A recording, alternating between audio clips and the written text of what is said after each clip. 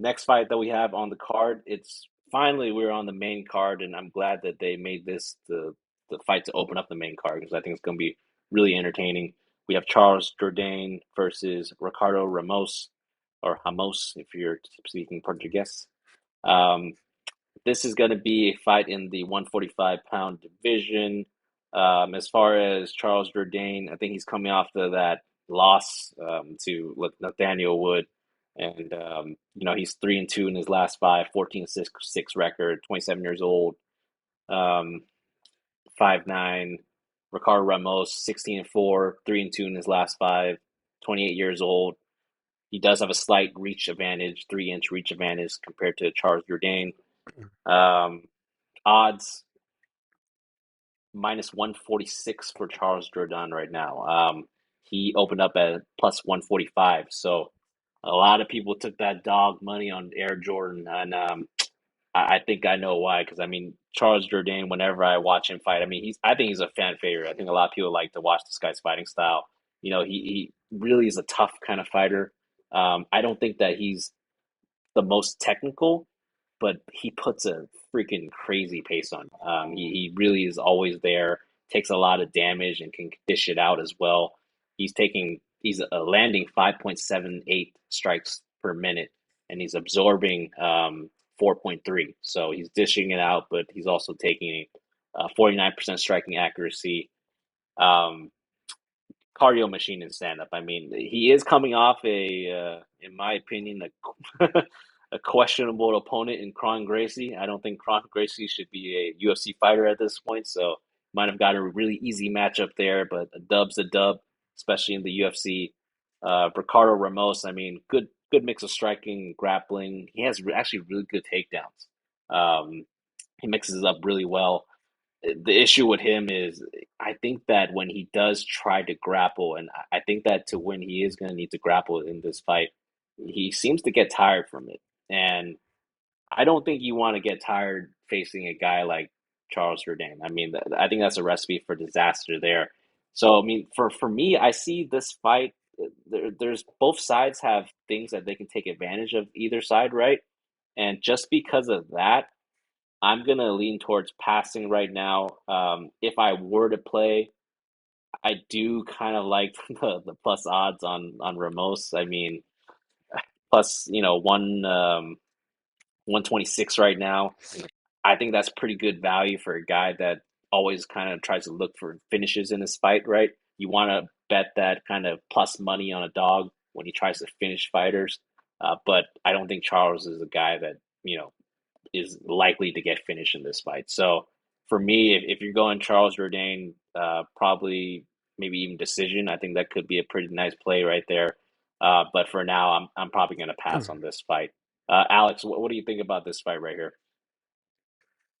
Yeah, this fight is hard to really hard to predict, to be honest. But it is going to be a very entertaining fight, for sure. Like both of these guys have skills, like they have real skills.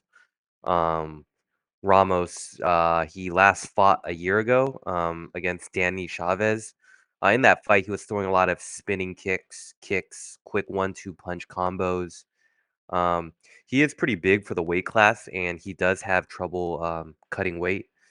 He missed weight in his fight against Austin Lingo.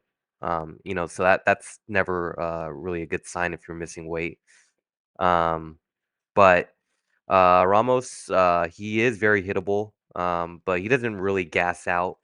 Um, his power seems like it'll carry forward through rounds 2 and 3. Um, like you said, good. He's a black belt in BJJ. He has like KO wins, submission wins. So he can mix it up for sure.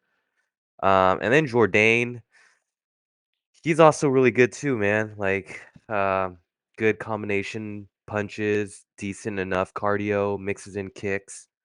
He's nice too. So this is like one of those fights where you kind of just sit back and watch and just kind of enjoy.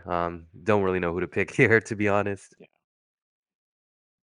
Yeah, yeah, no, that makes sense. I mean, I think that last time when Charles fought Nathaniel Wood, Um, I was on I think I was on the Jourdain side, and after that, I was like, never again. I'm good on, I'm good on money on this guy because he's a very entertaining fighter, but I don't know if I could trust him ever again. Gerard, what do you think about this fight here? So Ricardo Ramos, he's a very dynamic striker. He's pretty wild and unpredictable. Um, I think he's kind of less disciplined, I would say, compared to Charles Jourdain. I see Charles Jourdain as more of like a I actually think he's becoming more of a technical striker. Seeing him fight against Burgos and Nathaniel Wood, he was actually looking good in those fights that he lost. And he's gone up against the better competition, I think, and has looked good doing it, in my opinion. And I just love his combinations, honestly. I like when he throws it on the break, he comes at you, throws a nice 1, 2, 3 piece with a club soda. Um, yeah, the only problem here is Ramos, he's kind of you don't know what's coming. It's kind of hard to predict what Ricardo Ramos is going to do next, but some of the things that he tries isn't always the effective thing to do. So, like when I was watching Ramos versus who's that the grappler, the black guy? It was oh yeah, Laurent Murphy, Mm. the well-rounded fighter. He was throwing like some kicks behind his other leg. I was like, "What are you doing? That's not even doesn't look effective at all." Um, yeah, here I think I gotta go with the GOAT, Air Jourdain. And I actually considered him to be a lock in this fight, but I'm going average to high confidence on Jourdain. I wish I got the plus money on him, but I was too slow. Yeah. For sure, for sure. Yeah, I mean, just to confirm, are you putting Jourdain in your parlays? Yeah, he's in my parlays. Nice, Damn. Yeah, definitely. nice,